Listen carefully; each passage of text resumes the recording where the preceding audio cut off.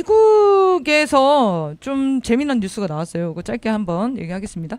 미국 민주당에서 새로 공개한 정강 개정안에 북한 비핵화 목표를 삭제를 했다는 거예요.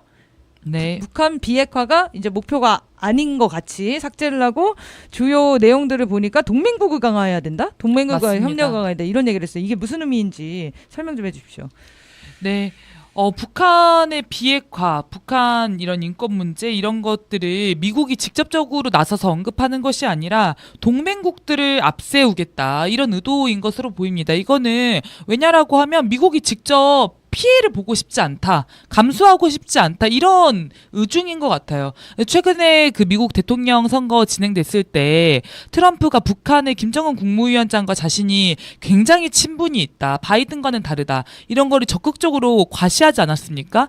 그것은 미국 대선에서 북한이라고 하는 변수, 북한과의 관계에 대한 부분이 주요 쟁점으로 떠올라와 있다는 거고, 실제 미국 내 여론조사를 보면은 북한으로부터 공격받을 것에 대한 두려움, 네, 이런 것들이 실제 하고 있는 상황이더라고요. 이런 상황에서 미국 민주당 역시 북한을 직접적으로 자극해서 북한과의 군사적 충돌을 직접 당하는 일은 피하고 싶다라는 또 측면이 아닌가 싶고요. 근데 중요한 거는 우리나라에게 중요한 건 동맹국들을 앞세우겠다는 것 아닙니까? 그러니까 동맹국들은 북한을 더 적대시하고 중국, 러시아, 미국과 어떤 관계에서의 좀 안 좋은 관계에 있는 나라들을 더 적극적으로 적대시하는데 앞장을 서라는 거죠. 네. 우리에게는 정말 더 위험천만한 형국이 조성될 수 있다 이런 생각이 듭니다. 네, 저는 그 비핵화 목표를 지었다는 거는, 그러니까 비핵화를 만들려면은 사실 대화 협상을 통해서 비핵화 과정을 밟아야 되지 않습니까? 그거를 포기한 게 아닌가 이런 생각이 들었어요. 그리고 이제 동맹의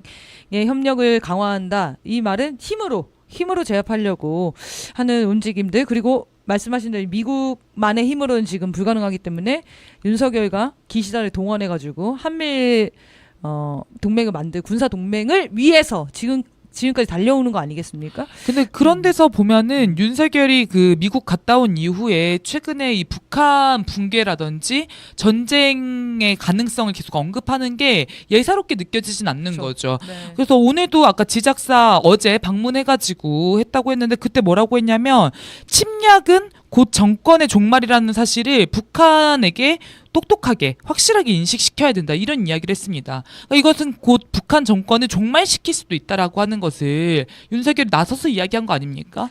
굉장히 호전망언인 거죠. 아니, 핵전쟁이 일어나면요, 누군가만 종말하는 게 아니에요. 그래서 핵전쟁이 일어나지 못하는 거 아닙니까? 모두가 공멸하는 겁니다. 근데 왜 자꾸 이런 협박을 하는지 모르겠어.